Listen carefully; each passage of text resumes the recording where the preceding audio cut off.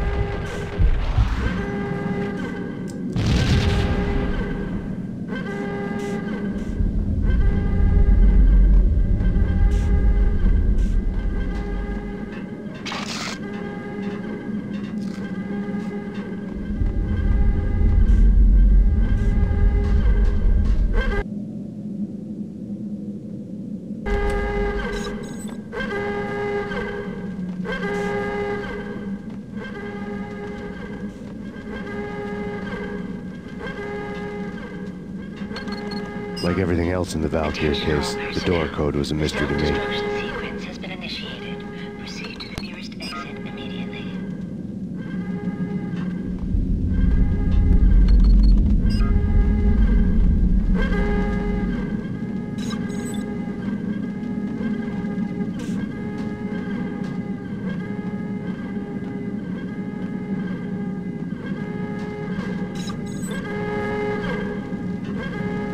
Decontamination in progress. The chemist had been using the workstation when he died. The half-life of the lab rat had ended online, his password blinking on the screen. 665, neighbor of the beast.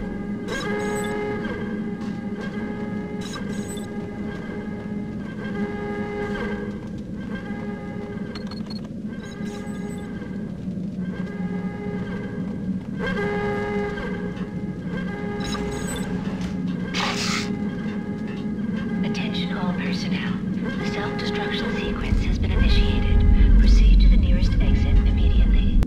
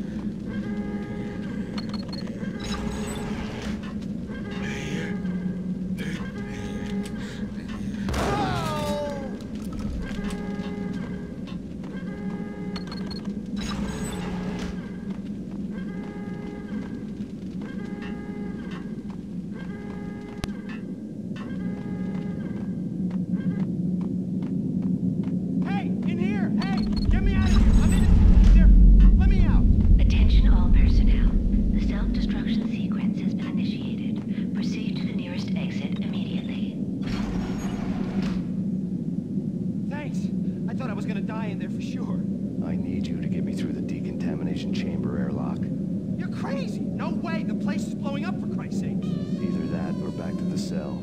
Your choice. Okay, I'll do it. I'll do it.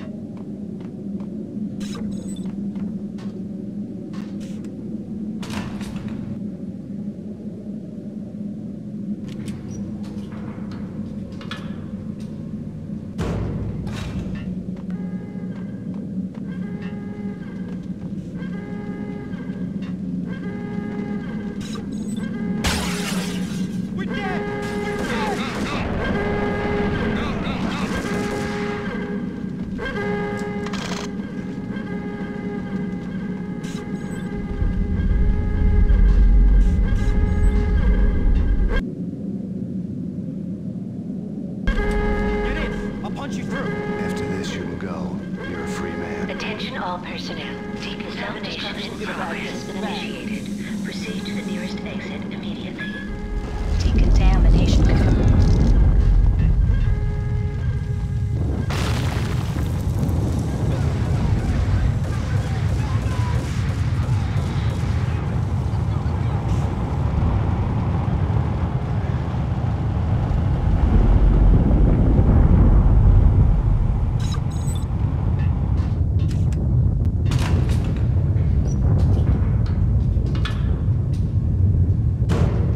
I was caught in the middle of the deadly web that was the Valkyr case.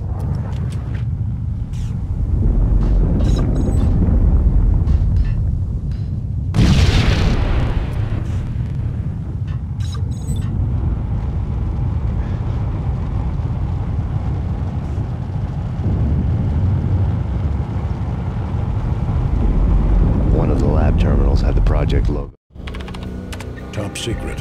Project Valhalla. U.S. Army. Yggdrasil Network. Valhalla, the otherworldly place in Norse mythology where the bravest heroes spent their afterlife feasting and fighting forever, their wounds miraculously healed night after night.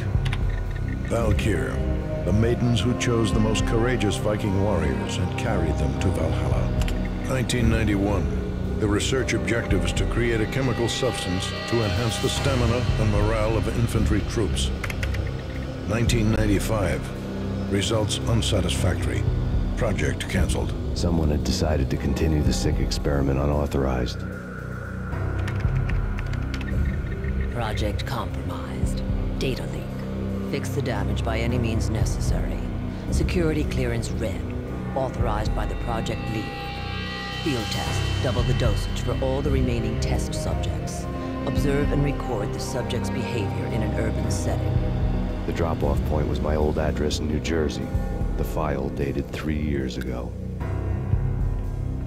Just when you thought you had reached the deepest depths of horror, it suddenly got worse. How to turn off that small voice inside your head that started to whisper that you should be glad that now, if not before, your revenge was justifiable on any conceivable moral scale. That small voice proved, beyond any doubt, that I was damned. On the screen, dagger-heeled woman had come and gone a long time ago. There was nothing more for me here. The bunker's name was acting as a self-fulfilling prophecy.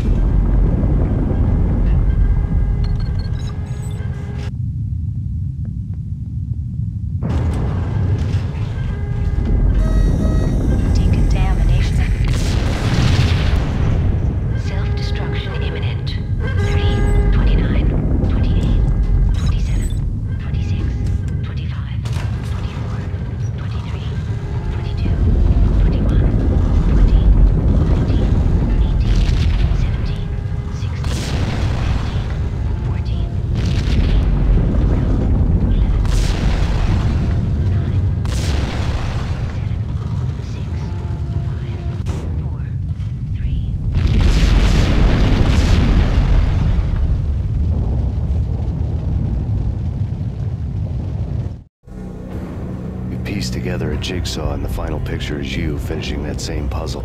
A mad, green-eyed killer standing behind you. An urban legend come true. The Project Valhalla test subjects had been the mad junkies who had murdered my loved ones. The rest was simple body count math. It all pointed to her. Ms. Valkyr. The factory went up in a fiery inferno behind me. All my leads were dead, turned to smoke and dust. I had lost my way. I hadn't slept in a million years.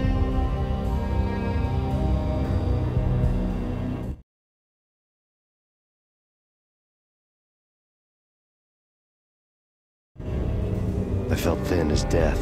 I've been living on an endless supply of week-old donuts. They were fuel for this crazy furnace inside my head. I couldn't remember when I had last seen the sun. I was on a permanent graveyard shift. When the darkness fell, New York City became something else, any old Sinatra song notwithstanding. Bad things happened in the night, on the streets of that other city, Noir York City. I was in an all-night diner, downing cup after cup of coffee that tasted like engine oil, when a new message from BB got me back on the killer track. What the hell happened at Roscoe Street? Maxie, I'm going out on a limb here. We need to talk this through, come up with a plan. 2:30 a.m., the Choir Communications Garage. The more I thought about Alex's murder and the frame-up, the more it felt like an inside job. I should have seen it coming. BB had sold me out, and now he wanted to finish what he'd started. The garage was dead. BB showed up in his tailor-made suit, gold watch, and cufflinks to match, all way beyond a cop's pay. Maxie. Oozing suave charm, he was guilty as hell. What the hell does BB stand for, anyway? backstabbing bastard. Come on, don't be like that. Have a cigar. I don't smoke.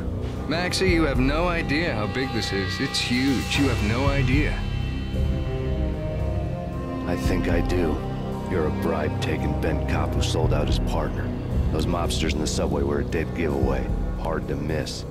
Bet it was exactly like this with Alex. Up close and personal. You can't win this one, Max. No, but I can make damn sure none of you do either. BB turned out to be another cardboard cutout bad guy.